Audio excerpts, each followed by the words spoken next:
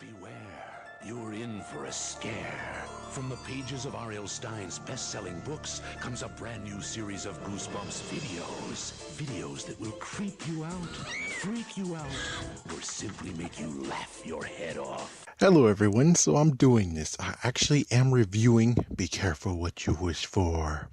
This is book 12 of the original Goosebumps. So, of course, for those who don't know, I basically found it at a thrift store and I decided to buy it. It was just $1. And I'll tell you at the end what will happen to this book.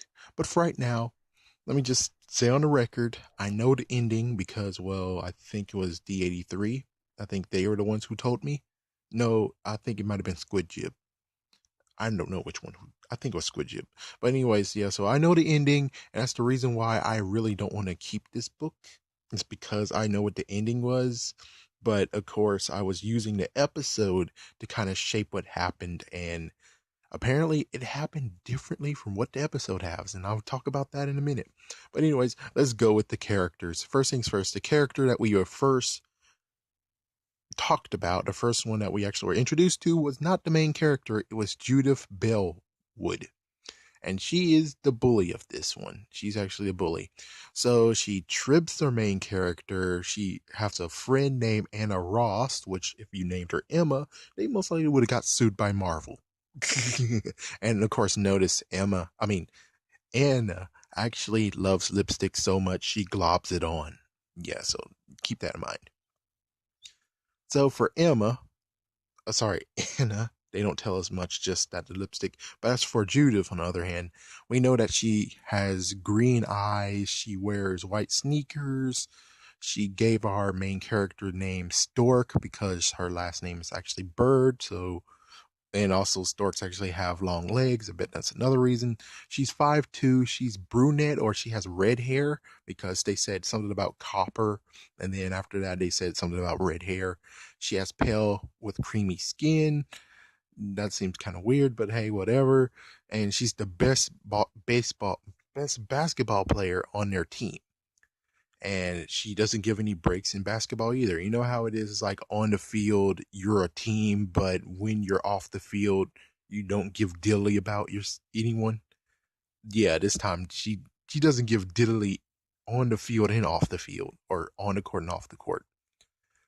And of course, well, there was an incident that she ruined Samantha's shoes, and she actually kicked her unconscious, and she tried to trip her, but too bad. And of course, on page 70, there is a little thing about her house. Okay, now we get to Samantha / Sam Bird, and she's the tallest girl in the 7th grade. She's friends with the tallest guy that's in the school, and his name is Corey Blinn. And she's slender, she's a big klutz, she sucks at basketball. Corey tries to tell her that you're generous, you're smart, you're funny. She wears blue Doc Martens, which get destroyed, kind of. She has a bike. She lives 2 blocks away from school. She has a brother named Ron, an older brother. Don't think that was in the episode. She also has a dog. There's a brown mutt named Pumpkin. Wasn't in the episode. And she had brown hair like her mom. And apparently she also gets her size by her mom. But anyways, yeah, and later on we get Corey Blinn's little thing. It turns out Sam might actually like him because she says he's cute. So he has dark brown eyes.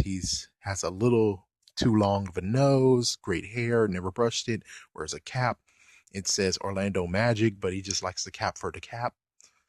His dad gives him a grilled cheese and orange every single day for lunch. Sadly, Samantha disapproves. Of course, the grilled cheese is, yeah, it took me a while to remember. I'm like, oh yeah, you have to do it just right. All right, let me just get my stuff together because I have to do it somewhere else. So here we go. 1 second, let me just look for it. Oh, brother. Oh, brother, this is stupid and so crappy as hello. Okay, so like I said, Orlando Magic's grilled cheese. Oh, there was a kid who said instant replay, which that happened in the book because, well, like I said, you had someone tripping, or basically, of course, you know who it is. Judith tripped Sam here, and well, they were like instant replay. I'm like, if it was done this time around, or heck, it's like what happened to Carrie in the remake, someone most likely would have had their phone out. Lots of people would have had their phone out, record it, and be like, instant replay. And someone just takes out their phone and just watch it again and again and again. But of course, on the other hand, I would figure you can't do that because, well, number one, they're in the 7th grade. Number two, the teacher will see the freaking phone and confiscate it. So it's like, yeah, they won't actually get to do that, but still. Well, anyways, we got Sharon, which they call her Sharon because, well, they get to call them by their first names. So we got Sharon, the math teacher. She has skinny arms and she has a ugly freaking sweater. I don't even know how to say that word. Chartreuse? Chartreuse? I don't know. So yeah, we got that. And then we got Daphne, who is the home ec teacher. She is fat and jolly. Sadly, Sharon and Daphne are not in the freaking episode, TV version. Yeah, but anyway, she's fat, she's jolly, great sense of humor. She is getting desserts without work, allegedly. So I'm like, yeah, so she has a bunch of kids who are making freaking food for her and none's the wiser to it, which is like, that's kind of funny. On the other hand, you would figure maybe they would get some benefit out of it, like a bake sale or something. But of course, you do have to say, well, one thing I do have to say is that Samantha enjoys this class. This is a fun class for her because of no homework. Of course, we got Ellen, who is the coach, and she was the one who got Samantha to join. And later on, well, this is only in Samantha's view. She believes that she actually didn't want her at all. Or after the whole performance she did, she's like, yeah, I wish I can get rid of her, but I can't. So that's why she's still on the team. But anyways, Ellen has frizzy red hair, but in the episode she sure didn't. She was skinny and straight. I don't know what that straight part was about, but whatever. And she needed some extra cash, so that's why she took the coaching job. So she could actually be a teacher on there, but if she's just taking it as a side job, then I'm like, hey, there's more things you could do, Ellen. You can drop it low, girl. Drop it low, girl. In the clubs, you know? That's all you had to do. Just drop it low in the clubs, and you most likely will get that money. But anyways, they are taking place, this whole event is taking place in Montrose Middle School, and they're the Montrose Broncos. And we get the woman, and eventually we get her name in in page 26. She has dark eyes. She's white, of course. She has long black hair, old-fashioned wear, red shawl. She didn't have that in this episode. Long black skirt, a dimple on one cheek. Not sure. I think she might have had that. Small purple bag. Was that bag purple? I don't think that bag was purple. Black boots, and she loves the rain. Yeah, this encounter takes place in the rain, but there was really no rain. So yeah, we got that. And of course her brother her brother Ron, who's a basketball player, an athlete. So anyways, we got the school nurse. She's in Audrey, school nurse, and she was in page 57. Some of these I just didn't really got to the point where I'm like, too much writing. But yeah, she was a bit short. I think she was kind of chubby, maybe. We got Lisa, the English teacher, who is in page 60, and we get a better detailed thing of Samantha's mom, which apparently Samantha's mom was tall in her age too. And well, like Ron said, she shrunk down. And of course, well, like I said, Samantha got her hair color and that from her mom. So there we go. And of course, there's two other girls, which I guess they were the ones that were in the picnic area. In a lunch. But yeah, we got Arlene and Krista, which they do have names. So they could actually in the episode named them and listed them instead of just being like, oh, whatever. And of course, the first people they actually went against was Jefferson Elementary. Now, let's get into the story, shall we? And I'm going to give you a good rundown of the story. So anyways, what happened is that, of course, Samantha got tripped when she was going to the board, and everyone laughed. So Samantha was on the board, and she wrote with chalk, which this is back in the days, and the chalk made a horrible squeak sound, which even if they would have changed it to Expo marker, it would still make a squeak sound because they could still do that. So yeah, she made a horrible squeak sound, and Well, she's not good at math because guess what she thinks? 2 plus 4 equals 5. Oh, frick. And the teacher actually laughed at that too. That was messed up. That's messed up, Sharon. Uh, so Samantha got angry, but she kept it together until home ec class. Home ec, she did something unbelievable. So home ec was actually after lunch. So that means that we have to deal with lunch first. But of course, the food that they serve in home ec, that they make at home ec, are not good enough to even allow dogs to eat. So for what was her name? Oh frig. Oh, Daphne. For Daphne to eat them, she's a trooper. On the other hand, maybe she just believes it's bad, but Daphne will eat anything. The home living trash compactor. Get it today. So at lunch, Samantha sat far away from Judith. Judith was telling two eighth graders, which in episode that didn't happen. She was just with a bunch of seventh grader girls. But anyways, yeah, she was telling them what happened and that she actually flew in math class. She tried to do it. On the episode, it was more the fact of in basketball, which was a better attempt at saying, oh, she tried to fly. But still, that didn't happen.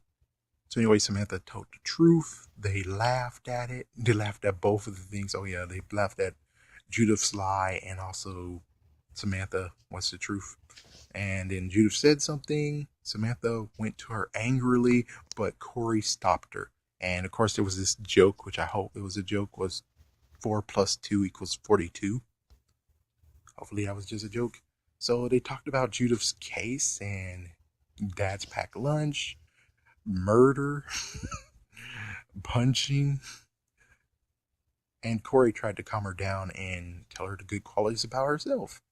And Corey also ate Sam's potato chips. So at home ec, today's dish is tapioca pudding. So Samantha was minding her own business, doing her good job, actually keeping her place clean. You know, keeping her station clean. Judith was up to something because she smirked all of a sudden. So Judith's plan was to fake trip, and she did that, and Samantha's shoes are ruined. Frick. So Samantha basically did what she said. She couldn't hold it anymore, and she actually strangled her. But of course, in my notes, I'm like, a simple pimp slap is okay. It's like, yeah, you don't need to strangle her. Just pimp slap her to the floor. There you go, all done. uh, so, anyways, yeah, Judith tried to retaliate by pulling on her hair and trying to scratch her, but it failed. Then Daphne to the rescue. So, I'm shocked that Daphne didn't just go on her knees and eat the tapioca pudding. She's like, no, not the pudding, anything but the pudding. Samantha was full of anger and she ran into an empty hall. Me personally, I thought she was hyperventilating and was about to faint, but no. So she thought if I had 3 wishes, this is what I would do: destroy Judith, destroy Judith, destroy Judith 3 times. So Daphne was able to bring her back in and they had to shake hands. Judith lies about the whole tripping was an accident.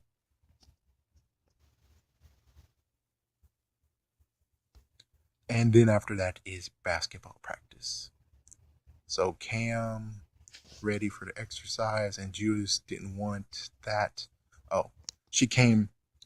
Yeah, so she came to the thing to do for exercise. That's why she went. It's for exercising and getting this anger out of her. And Judith didn't want her to come anyway, so that's why another reason. So they did laps. They did passing and shooting. Judith and Anna are technically ball hogs.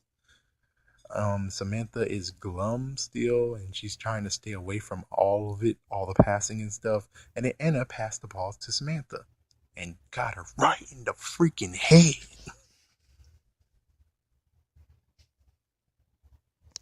Which is, oh my gosh.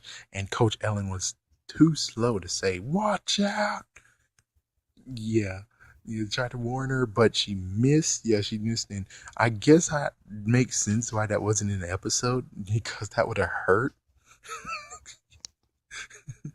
Yeah, but I would think the thing that was going on in the episode most likely would have hurt her freaking damn ankles. So I'm like, yeah, one disaster for another disaster, and her ankle might actually be a little bit hurt, and you're like, cut.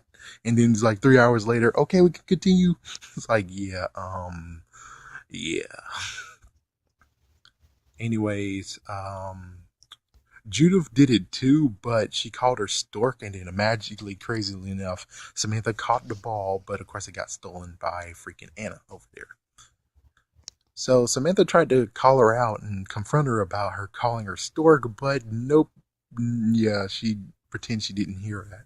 Then fast breaks, and then Samantha missed a shot. The girls laughed, and then a scrimmage, and then Judith knocked the freaking breath out of her by diving for the ball and kicking her in the chest. And of course, Judith got hurt too. And of course, they changed that into the whole disaster I was talking about. Yeah, with the freaking ankle that might have got sprung from that. Yeah, I would prefer you just hit her in the head with a ball. Fake kicker. You freak. Judith actually says, I'll take her to the locker room. And then after that, Judith actually catches the case for Samantha because she was not buying her crap. And then Samantha actually went home. Yeah, she left for home. She biked around in the rain and not going home instead because, well, yeah, the anger. Jeffers Woods, which is not in the episode at all. They have a park instead. So Rain gotten fierce, yeah, and she decided to go home, but then all of a sudden, a woman. So here's the encounter. So Samantha says she wished to regrets, meaning that she actually is telling the story after it happened. And we'll get to that in a minute. We'll get to that freaking point in a minute of how crazy it is. So anyways, it turns out that this woman lost her way, and right now they're on Montrose Avenue, which is not really strange because my high school has Samaritan Way. So, yeah, to actually have the same school and have the same name as the road is not really that different or weird. So she's trying to get to Madison, but in the episode it was a different one. I'll get to that too. She is good in directions and wanted Samantha to take her there. She does in the rain. Yeah, they actually travel in the rain, and she scraped her knee because of the slippery handlebars, and the bike slipped from her hand and scraped her knee. In the episode, she didn't have a bicycle either. That sucks. And then we get the introduction. We finally get introduced, and she said, "My name is Clarissa, the Crystal Woman." But in the episode, she just says, "My name is Clarissa," which I'm like, oh, that sucks. So any Clarissa walking in the street, actually, they were both walking in the street while they were doing this. But then all of a sudden, there's a car, and she decides to go in the sidewalk while Clarissa's like, "I don't care. Run me over all you care. I'll screw you over." Yeah, so the car was like swerved out of the way. So she doesn't give a freaking damn crap if anyone runs her over. Because, well, so anyways, they made it finally. It took 20 minutes apparently, and she wants to repay her 3 wishes. This is what we didn't get in the episode. The fact that Samantha thinks she is crazy. She's a crazy woman. She's crazy, crazy, crazy. Conjunction, junction, what's your function? 20 minutes to get there, of course. So instead of what happened in the episode, which is just a little crystal on a necklace, instead she actually does have a crystal ball, a red crystal ball size of a grapefruit. It's not hard to get that, personally. I'm like, yeah, that's not hard to get. What is, huh? So she's still freaking out while Chris is like, "I'm trying to repay you. Dear child, this is not a lie. I'm not crazy. You have to believe me. I'm able to give you 3 wishes." So she decides to make the first wish. And the episode, it was a little bit, no episode was actually stay true to this. She wants to be the strongest player on the team. But she feels like a total jerk and actually wish that the world could have benefited from it, or someone less fortunate could have benefited from it, but instead it was selfish, and that's what she feel bound about. But in the episode, it doesn't seem like that was lost in translation. So the ball glowed and radiated around her, and she had it in her hand. So she still didn't believe that the wish was granted, and well, Clarissa actually took back the glass ball. You would figure, since she has 3 wishes, she'll keep the ball, and when she needs to make a wish, she'll use it. And then at the end of 3, she'll grab it back. But instead, that didn't happen. So there you go on that. All right, next up is dinner time at home. So she made it home. She's thinking about the wish. The mom wants her to eat more. And, well, she's kind of a picky eater because, I mean, I don't know. I can't really be a connoisseur of food because I ate the same thing, except our mashed potatoes came in a bag, not a can. I mean, in a box. But mashed potatoes came from a box, string beans came from a can. And she's like, well, my mom doesn't cook. They're not real food. And, well, she yelled that she doesn't want to become bigger, grow bigger, because, well, she already is tall as frick. And the mom comes home late, apparently. And the mom passed their genes on to her. I already said that. And she undergrew, like I said that. And there's some family talk. I just skimmed through this one. This one's not really much to know about. And she decides to actually see if her wish actually worked. So she's going to actually go one-on-one with Ron here, her brother, which we're introduced to. But in the episode, she does not have a brother. That makes me a very sad panda. And then we got Michael Jordan mentioned, and I'm like, do people know what Michael Jordan is? Like, yeah, they better. I mean, 2000 NBA 2K11 and Space Jam. It's like, no one can actually say I don't know him. So that's good. So they decided to do a shootout. Shots were gotten worse by her perspective. And she's like, yeah, I'm like, the wish. Read the freaking damn wish. You said on the team. You didn't say, I wish I was a better player, period, of basketball. I'm like, read the wish. So Ron makes jokes and she tries more. She tries to shoot more. And she accidentally made a wish saying, I wish he was a foot long. Yeah, just 1 foot. And at first we thought it actually worked, but of course I don't think it works. So Pumpkin punked her because, well, the dog didn't supposed to be outside. It came outside. She thought the wish worked. It didn't work. They played a bit more, and, well, at least the good news is she did get 2 shots in because they were playing horse and she got HO. So she did make a few shots. Then she decided to just think to herself, the wishes and the woman. Should she tell her mom and dad about the woman that she met? Should she tell her brother about it? Which she does, but he goofs on it. So anyways, Corey calls her and he's checking on the basketball practice, and she mentions that she doesn't have a number on the jersey. Well, actually Corey does. So that means that she's number nothing? Yeah, she just have a normal jersey with no number on it. While in the episode, they gave her number 33. Looks like someone's not reading the books. That makes me a sad panda. Not only that, but in the episode, this would make it kind of useless for him calling because, well, guess what? He's at the freaking basketball practice. Anyways, next day, and oh yeah, note, this takes 6 days in all. Yeah, so this book takes place for 6 days. Anyways, next day, lunchtime, Corey is sitting. She's sitting with Corey, avoiding Judith. Apparently, a pink-haired doll is being thrown around. I have one, I think. Yeah, so, frick, man. I would have to say that if it was a new version, because troll dolls are so freaking damn old, I would say chances are they most likely found it somewhere on the ground and they're like, oh, let's bring it to school. We got fun with it. And that's how they got it. Who's to say that that's not how they got it? Anyways, Corey has the same old for lunch. Judith came to check to see if Samantha is coming to the game. And then she said, oh, we have no chance of winning since you're coming. And then Anna's like, why can't you get sick or something? And here's what I have to say about that. It's called a bench, folks. It's called a freaking damn bench. She can sit on a damn bench and you guys can play. What the It's like, yeah. And viewers under 13 should not listen to this.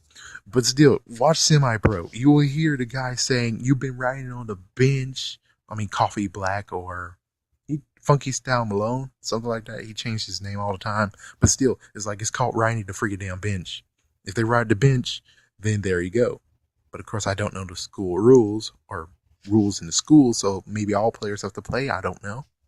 So Corey defends, but is not heard. And they want to win, apparently. They want to win this. So Samantha says she would do her best, but they laugh at her. And that dream wish. Yeah, that dream wish. So now it's game time, and they're going against Jefferson Elementary, which is a bunch of sixth graders. She has so much self-doubt. That's one thing that you need to know about her, is that she has so much self-doubt. It's not even funny. Okay, I think this is it. So anyway, Samantha got the ball, almost scored. She scored for the other. Oh, she almost scored for the other team. Episode, they changed it around because it was Judith who told her, hey, this one, go to this basket, you idiot. Yeah, so in the episode, it was Ellen who said it, but of course they named her Coach instead of Ellen. Anyways, the teams and coaches weren't helping. They were laughing their butts off that she was going to the wrong hoop. And she tried to pass, but she failed. They stole it 6-0. Got the ball again, slipped out of her hand, was success, 8-0. More self-doubt. Judah's pissed off by her, saying, oh, you idiot, you ruined things. 12-2. Then the weirdness begins, like she says. So Judith and Anna are underperforming. Anna's slow as frick and has weak passes. Judith actually yawns a lot.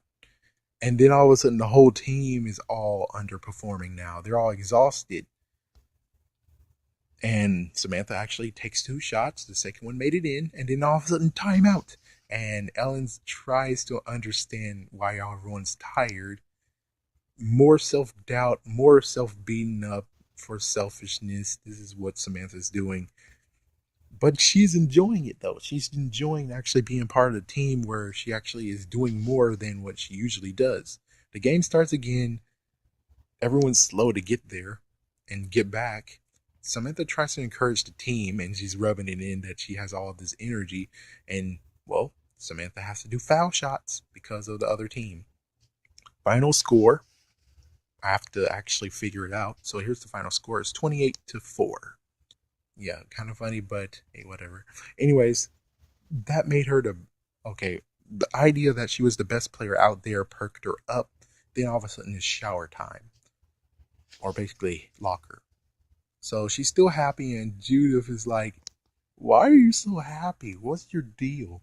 Trying to figure it out, and then she tries to make herself hope that they'll all be okay because, well, she has to go home, and, well, she's trying to go to sleep, but she's kind of worried about them.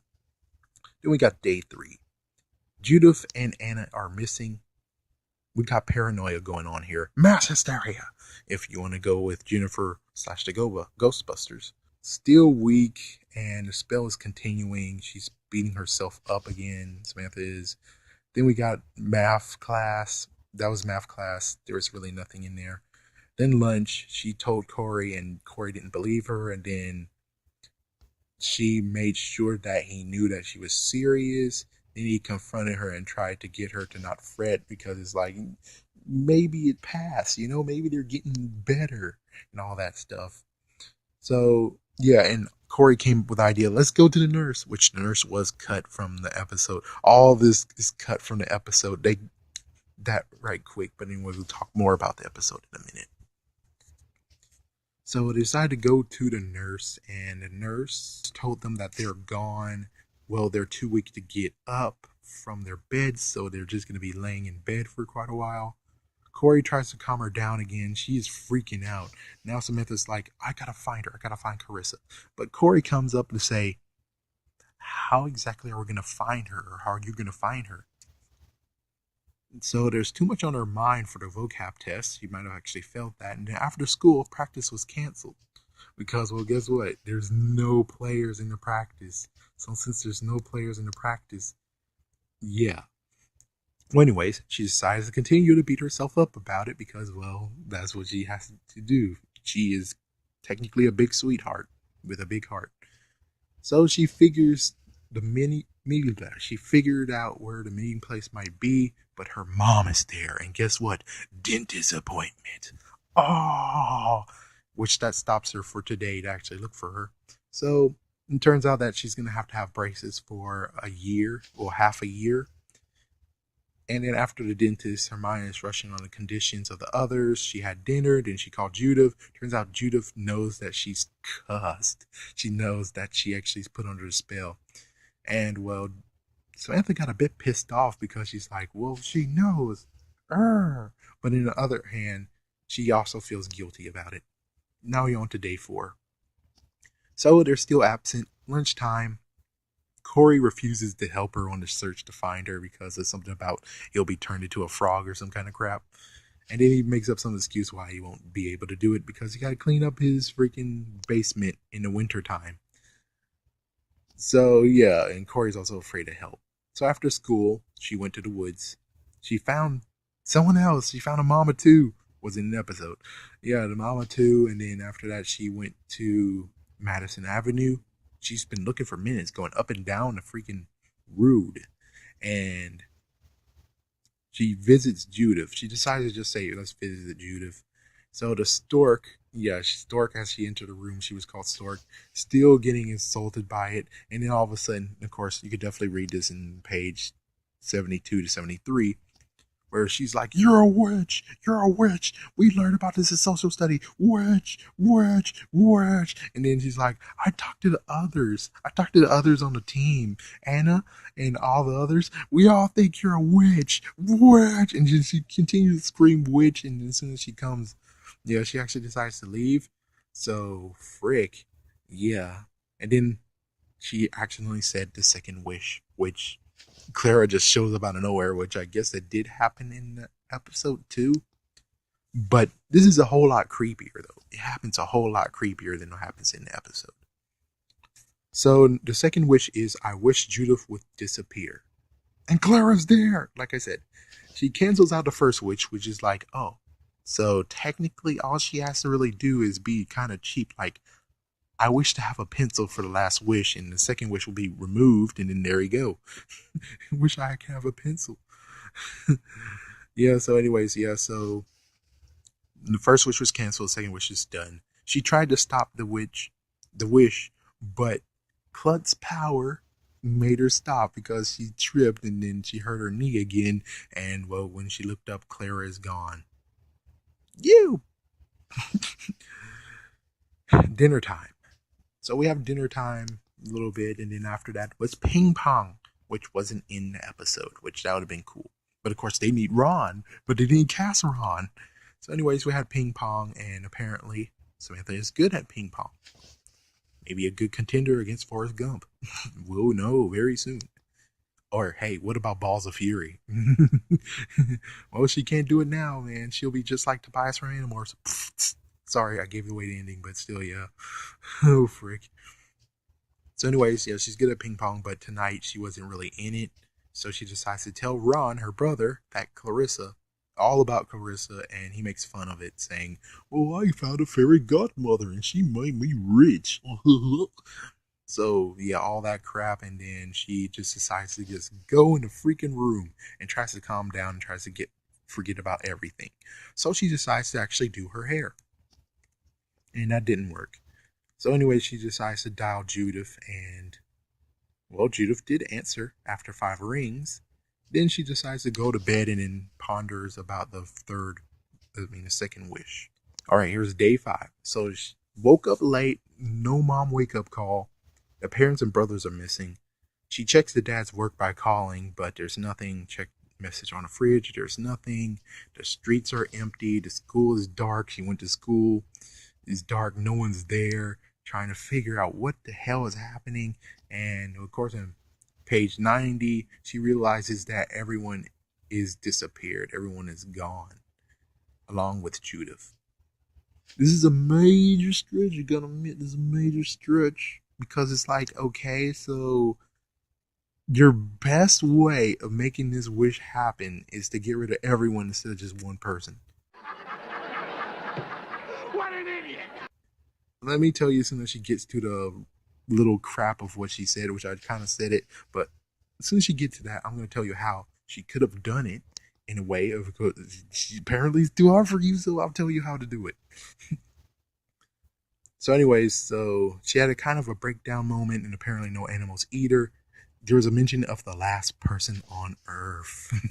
And page 92, questions of how she'll live, how she'll manage, because now she needs to find out how to get food, how she's going to cook, all that crap. She got to figure out all that crap. So Judith is a bane of her existence. She kept on saying Judith was doing all this crap. So someone's in the living room, and guess who it was? Of course, it was Clarissa. And how could you do this to me? And here's the funny part. It's like, I didn't do it. You did. Here's what I got to say to that. She does not have the power. You do. You said, go ahead, read what's the next one. And she says, laugh out loud. I said that. She grants the wish the best way she know how. Okay. How is it not your fault? Okay? You should learn how to use your magic better, you piece of crap. And here is how my easy way of telling you how to do your damn job. Here you go. Ready? No, step 1, kidnap Judith. Step 2, brainwash everyone who knows about Judith. Everyone in the whole freaking damn place. There you go. Step 3, put Judith in the freaking woods in the freaking damn cabin. And there you go. Frick. Yeah, just have Judith abandoned in the cabin. She gets fed and stuff. And there you go. There's wish 2. All you had to do is freaking kidnapping and wipe people's minds. So damn easy. So damn easy. Well, anyway, so yeah. Final wish. And it's just like, careful and make it count. So here's wish 3. I wish everything to be exactly the way it is, but I want Judith to think that she is, Samantha is the greatest person who ever lived. In the episode, she actually did something kind of nice, which was, she was going to say, I wish Judith will be my friend, but instead, nope, she took it back and said this one. So it was a redo, yeah. She all the way back to the early morning, and Mom woke her up. She was happy that here her mom, she remembers the effects of the second wish, and well, she actually was hugging the whole entire family except for her dad who left for work already. So it was a happy day. On to school. She got bumped by a stupid 6th grader, and she's still smiling and grinning. This is kind of like what happened in The Grinch Who Stole Christmas and a few other movies that I can't really remember right now. Oh wait, yeah, Miracle on 34th Street, was that it? I forgot what the name of it. Whatever. So yeah, Judith changed. She became a clingy follower. Her hairstyle is like hers now. She's carrying her book bag. She's wearing the same type of shirt, and she's seeking assistance in basketball along with homework. Now here's the thing. I'm like, okay, Clarissa, you idiot. This is how it should have went. Since technically Samantha's notes suck, you would have you would have Judith, who actually would take her notes, write them neater, and give it to her so she can actually get better grades. Okay, foul shots. Instead of her needing help, she would help Samantha get better, because the idea is she knows that she's the awesome person in the world. Now she's going to try to show everyone else in the freaking state, in the freaking school, that she actually is very awesome. Durr, you idiot, Clarissa. Anything else? Oh yeah, math homework. Well, you notice the fact that freaking Samantha can't do math. Chances are Judith knows, so Judith will help her with that too. Anyways, yeah, Judith eventually became a freaking damn stalker, but of course, Anna actually noticed her weirdness. Of course, there's vocabulary, and in vocabulary, did I mention this is day 5? Hopefully I mentioned that. But anyways, yeah, so crap. Well, anyways, yeah, vocabulary. She actually decided to go out and drink some water, and she's there too. Okay, now we go to lunchtime. At lunchtime, you have Anna, who's sat over there all alone, but in the episode, she has friends that she's still sitting with, so that's out of the picture. Judith actually trades lunches with her because, well, instead of having that crappy tuna fish sandwich she always eaten, now she gets to eat a pizza. Yeah, and Judith eating the sandwich, which is kind of cool. While in the episode, they're actually eating from the school. They're having school lunch. Anyways, yeah, they're getting pretty laughed at. And in basketball practice, that happens, and then all of a sudden now it's game time, and now we have Edgemount Middle School with tough looking girls. But I think we only just had one in the episode. Yeah, one basketball practice. Basketball game. And yeah, you had freaking damn. Oh man, that sucked. You had Judith saying, "Here she is. Here is the star, our star," and everyone laughed. And then she tried to make Samantha team captain, but they were talking about it, and big argument happened. So, anyways, yeah. So apparently Judith sees and Judith does, like monkey see, monkey do. So bad pass. There's also a missed layup. She actually dove into the bleachers at one point, so she did the same thing.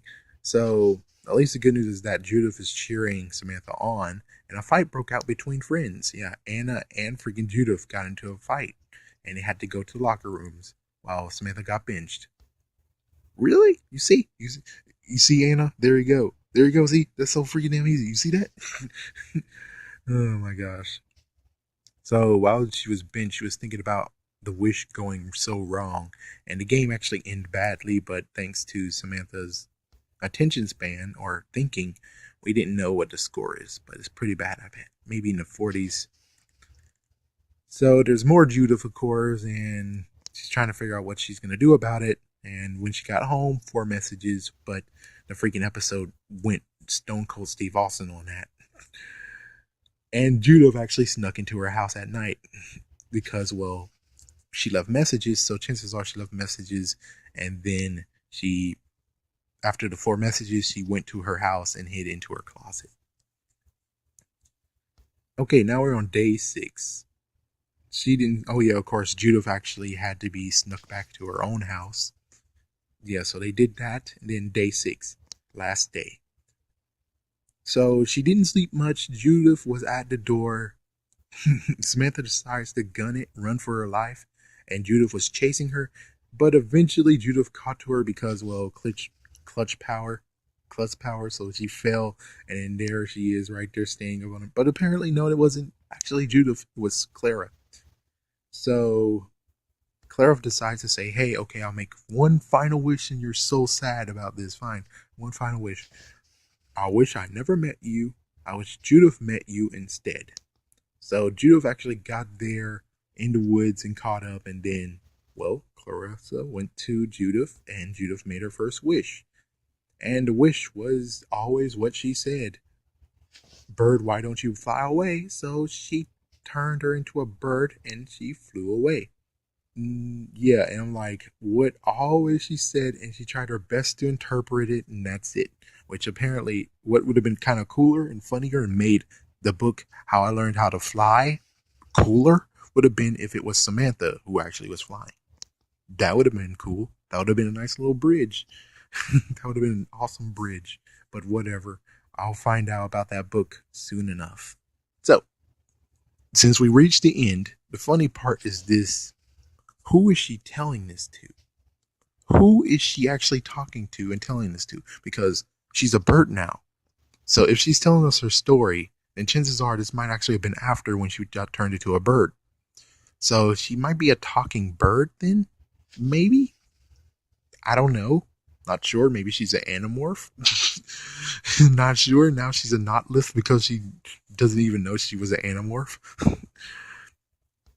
What I kind of want to go to is just this idea that she's a talking bird, and before she decides to allow her bird personality to take full effect and she's no more, she decides to go to a confessional at a freaking Catholic church. She flies in there. The father doesn't know, and she's just speaking. So the father goes in there and they talk, and she tells him her story. And then after that, she flies away. And that's the end. I don't know, but I'm just saying, I know how the book ended, but because I watched the episode, I was kind of thinking they actually did it at the park and not at the forest. Because now since they did it in the forest, that means that Samantha Bird, who is missing now, well, guess what? The parents won't be able to look for her because she's lost in the woods. Lots of kids get lost in the woods. They won't know that Judith is responsible for her being gone forever. So the only thing that will happen is most likely number one, Corey will say, "Oh my fucking god." It's like, oh man, Clarissa must have done this. And number two, Ron might actually say, "Oh fuck, she actually did tell me about this. Oh fuck, I made fun of her. Oh fuck." On the other hand, Ron might just laugh and say, "Oh well, I'm an only child now. More scholarship money for me." uh, so yeah, this actually happened in 6 days. Now let's go to the episode and actually talk about that, shall we? So yeah, in the episode, like I said, she has a number. It's 33. She's they started in the basketball practice. They didn't start in math class. They started actually way in the basketball practice, but I don't even think it's basketball practice because then they had lunch. So it means that it might have been gym, but on the other hand, it doesn't make sense. Yeah, it's pretty weird, isn't it? Yeah, so I'm like, yeah, you guys kind of freaked up on that part. So, anyways, clutch power happened. Ellen's introduced, and she's a confidence builder, unlike previously, where she was just there. We have Corey, who is there in practice. He's an add-in because, well, as you can hear me before, he called her asking about it.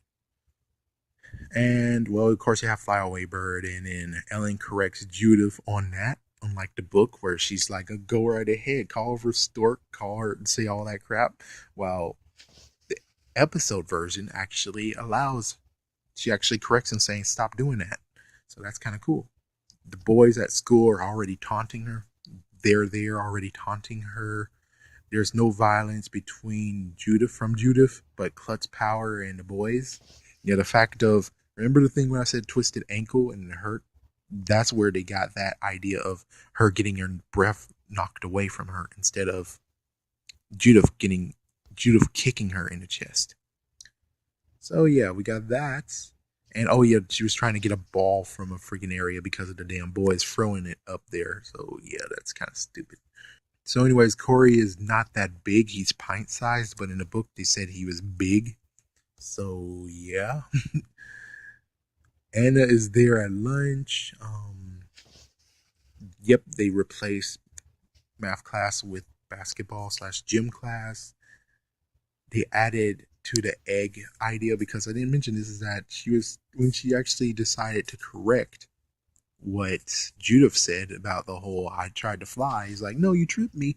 She actually had some egg sandwich on her chin and it's dripping down. Instead, now it's like a big major, the whole don't talk with your mouth full or mouth with food in it. And she did that. So, ooh.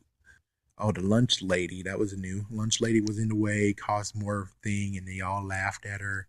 There was no bicycle. She didn't have a bicycle. She bumped into Clarissa instead of she was like right. Yeah, she was actually going, and then she was going to turn around, and when she turned her bike around, there's she was. There's Clarissa right there, just right there in front of her. So she lost an item, but of course, well, I didn't mention this, but during the basketball thing, she found a weird item. She's like, huh, and she wore it around her neck. So it turns out it was Clarissa, and that sounds like baiting to me, doesn't it? That sounds like freaking damn baitment. You're baiting her to do crap. But anyways, she also got lost, and apparently it's not Moss. I mean, it was now Moss Avenue instead of Madison Avenue. What the heck is with that? And Madison is direction challenge now, unlike the book. There's no rain happening during this episode. Just Clarissa. There's no mentioning of the crystal woman, like I mentioned. There's no glass ball. There's just a crystal with a necklace. Mention that. There's no red glow that emanated on her. That's kind of sad. I mean, they could do that, but they spend time on flies instead of that. There's no true effect on the team, just klutziness. You do see some sluggishness after they actually get a timeout, but not on the court when they get called back. Ellen, not Judith, said other way, shoot it the other way, the basket's over there. Clarissa showed up after the game. I think she actually watched the game, so that's kind of cool, I guess. She's less creepy than she was in the book. I can tell you that. Samantha seemed a bit snappy in this. Yeah, she seems a bit snappy, while in the book she actually is a caring individual. So Corey talks to her and he believes her about the crystal woman. Of course, well, freaking damn, Judith is like, "Oh, you're gonna go to the game, man? Why don't you get sick or something? We want to win and stuff." It's like, that happened in the lunchroom. I can tell you that. But anyways, yeah. Wish number two, different from the wish from the book. I wish everyone would buzz off, turning them into flies. I don't see why you can't just say, oh, okay, let's make everyone invisible instead. I mean, that costs even less. You didn't even have to do freaking, you know, effects from that. Just make them all disappear. But apparently, no, they have to make it flies. That's what their budget was on. Oh, yeah, quick wishes because it just got canceled out already. Yeah, there was no like effect, no Samantha saying, "Oh my gosh, what have I done? Oh my gosh, they're all out of sick. Oh my gosh, they're so weak. Oh my gosh, it's like, yeah, that's disappeared because it's the episode, not a 1 hour episode. That's why that's not there. And there's no going to Judith's house. There's no calling Judith on the phone. And one thing I have to say is that, well, if you're saying, oh, my interpretation is like, well, when they return and all their clothes already fell off of them, that means that they come back naked. It's like, yeah, I don't see how the freaking your powers actually understand people needs clothes. I thought you said, sorry, I'm being a little bit of a gross dude right now, but I'm just saying. So, anyways, Clarissa actually is at her home, just like what happened in the episode in the book. But in the book, she actually came later. Yeah, she actually just arrived downstairs while Samantha is at home. But instead, she actually was there when Samantha opened the door. Burglary. Yeah, it's kind of funny. She's like, she's not a mind reader. Do what you ask. Just do what you ask. And well, the crazy part is for wish number three, which of course is the same thing, except this time around, Samantha actually took a long time to think of it, long and hard of what she's going to wish for. Which at first she was going to wish, I wish Judith would be my friend, which that was the first one that was new, and then all of a sudden she switched and said, let's go back to the regular one, the one in the book. Not messages, but a call. Yeah, she actually called her. There was no 4 messages. Yeah, but it does happen though. And she decorated her cubby. Yay. There's no class. Yeah, they don't ever show in this episode class of home ec or even math class, which is kind of sad. Yeah, it really is kind of sad on that one. Let's see. Oh yeah, lunch is still, yeah, they still do lunch, but it's not packed lunch. I already mentioned that. Corey is sitting with them, but in the book, I don't think they said anything about that. Corey was just sitting somewhere else, and he was looking at Judith strangely. Let's see. Judith knows to go, yeah, because in the book she just stayed. She always tagged along. But in the episode, she actually knows when to go. She's like, buzz off, go away. And she's like, okay, I'll see you later. Different from the book. At first, I was going to say Corey does know. She did tell him, but she didn't tell him. Yeah, I don't think she told him about Clarissa and the whole story. And then after that, mom instead of dad actually is the one who said, hey, honey, who you're talking to? Are you on the phone? You shouldn't be on the phone right now. It's like, yeah. I don't think they even cast the dad. That's the weirdest thing. There's no dad in this episode. Dad is thought to be in this episode. They do mention him, but they don't actually show him, which is like, what? Let's see. Yeah, like I said, no dad, no Ron, no pumpkin. When the chase happens, it actually happens. Okay, there we go. And the chase happens, it doesn't happen like what it does is like there's no bushes and stuff. It was like a tree and it was like a lame freaking chase. And then they stopped at the park instead of the woods. Yeah, they didn't go into Jeffers Woods. So yeah, we got all that different. And Judith is there when Samantha actually makes her wish. Unlike previously, she was trying to get to him. And when she did, she was like at least maybe 10 yards away or less, maybe 5 feet. I would say 10 feet. So, anyways, the first righteous one, this is from the episode. The righteous one is that she wants to be admired by people. She wants to be adored, and people come around and admire her. And that turned her into the freaking, guess what, statue. Of course, they do hint about the freaking book ending with a bird on her, which apparently they believe she would have turned into a crow, not a stork. Which is like, that would have been fitting. It's like, funny enough, turn into a stork. And well, last to say is that Ellen is not named Ellen in the TV show. In the TV show, they decided to call her just Coach. Wow. I bet that was long. This is freaking damn long, isn't it? So, anyways, in the end, this book, what I think about it, this book was interesting, different from the episode. The episode left out so much. The book actually is pretty good. I actually liked it.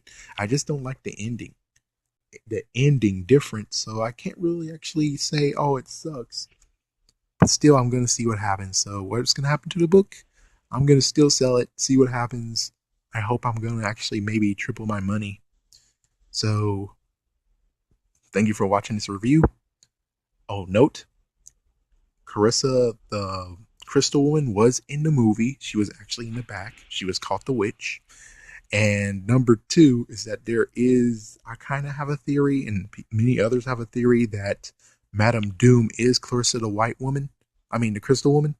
And the thing that happened was Clarissa did a bad deal when it came to fortune telling, and the guy pushed her off a cliff.